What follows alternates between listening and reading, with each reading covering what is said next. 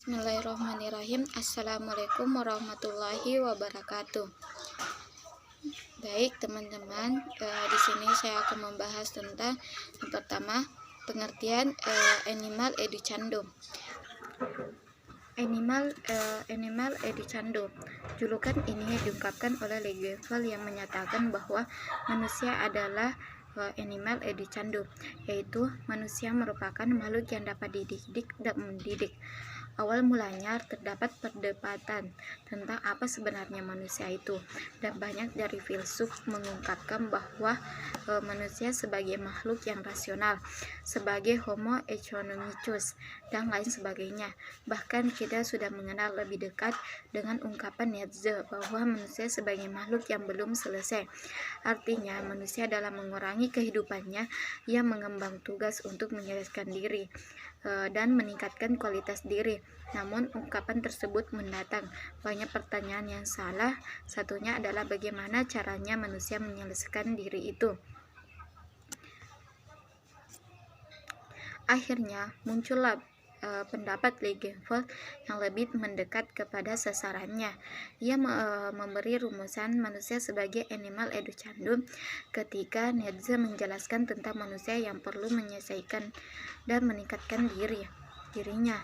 Legevel menyempurnakan rumusan Nietzsche dengan memberi tanggapan bahwa manusia perlu dididik melalui pendidikan.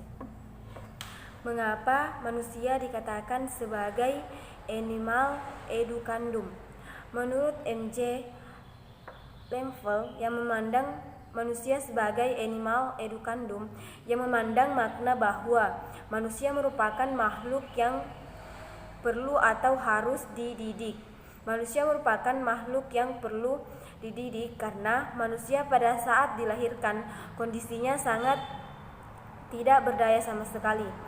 Seorang bayi yang baru dilahirkan berada dalam kondisi yang memerlukan bantuan. Ia memiliki ketergantungan yang sangat besar. Padahal nanti kelak di kemudian hari apabila ia telah dewasa akan mempunyai tugas yang sangat besar, yakni sebagai khalifah di muka bumi. Kondisi seperti ini sangat jelas memerlukan bantuan dari orang yang ada di sekitarnya. Bantuan yang diberikan itulah awal kegiatan pendidikan sesuai dengan tugas yang akan diembannya nanti di kemudian hari. Di balik ketidakberdayaan atau ketergantungan yang lebih dari binatang, hanya saja kemampuan-kemampuan tersebut masih tersembunyi, masih merupakan potensi-potensi yang perlu dikembangkan. Nah, disinilah perlunya pendidikan dalam rangka untuk mengaktualisasikan potensi-potensi tersebut, sehingga kemampuan nyata dengan bekal sebagai potensi itulah manusia dipandang sebagai makhluk yang dapat dididik. Pada dasarnya, terdapat dua alasan dasar mengapa manusia itu harus dididik atau mendidik. Alasan pertama adalah dasar biologis dan alasan kedua adalah dasar sosioantropologis. Dasar biologis mengemukakan bahwa manusia lahir dengan kondisi yang tidak dilengkapi dan insting sempurna untuk menyesuaikan diri terhadap lingkungannya. Manusia perlu masa belajar yang panjang sebagai persiapan bersaing dalam lingkungan, serta pendidikan itu dimulai ketika manusia sudah mencapai penyesuaian jasmani.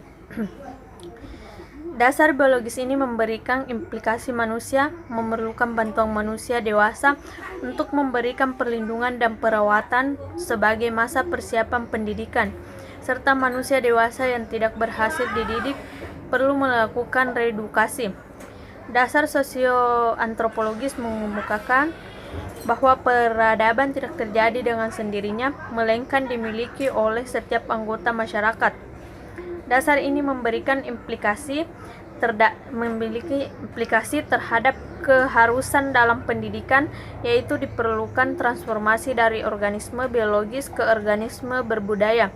Diperlukan juga transmisi dan internalisasi budaya. 12 asas-asas dalam bimbingan konseling, model-model pembelajaran, tujuan pembelajaran. Dasar psikososio-antropologis mengemukakan bahwa keragaman dan kelebihan individu memberikan implikasi terhadap pendidikan, di mana terdapat salingan pengaruh-pengaruh dalam pendidik manusia yang memiliki. Melalui pendidikan, manusia dapat mengembangkan dirinya untuk menyesuaikan diri dengan kondisi lingkungan.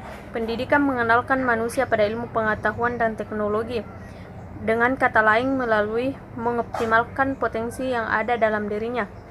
Hakikat pendidikan bukan terletak pada perbaikan keterampilan seperti pada hewan, melainkan kita mendidik anak sehingga kepribadiannya merupakan integritas, merupakan kesatuan jasmani rohani dan dapat berperilaku yang bertanggung jawab. Kemampuan yang bertanggung jawab memerlukan kemampuan memilih nilai-nilai, khususnya nilai kesusilaan, nilai religi, sehingga dapat berbuat kebaikan. Bagian ketiga, tujuan animal educandum, yaitu manusia yang perlu dididik agar ia dapat melaksanakan kehidupannya sebagai manusia, agar ia dapat melaksanakan tugas hidupnya secara mandiri, secara implisit. Rumusan ini mencakup pula pandangan bahwa manusia itu adalah hewan yang dididik. Manusia mungkin memiliki banyak kesamaan dari segi fisik dan kebiasaan dengan hewan.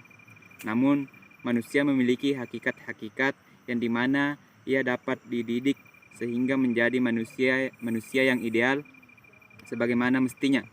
Dengan cara pendidikanlah manusia dapat menemukan tujuan hidupnya. Maka dari itu, manusia disebut animal educandum. Jadi kesimpulannya di sini adalah hanya manusia yang dapat dididik, hewan tidak dapat dididik dan tidak mungkin menerima pendidikan, sehingga tidak mungkin dapat dilibatkan dalam proses pendidikan. Karena hanya manusia yang dilengkapi dengan akal budi sehingga dapat membedakan yang benar dengan yang salah. Sekian.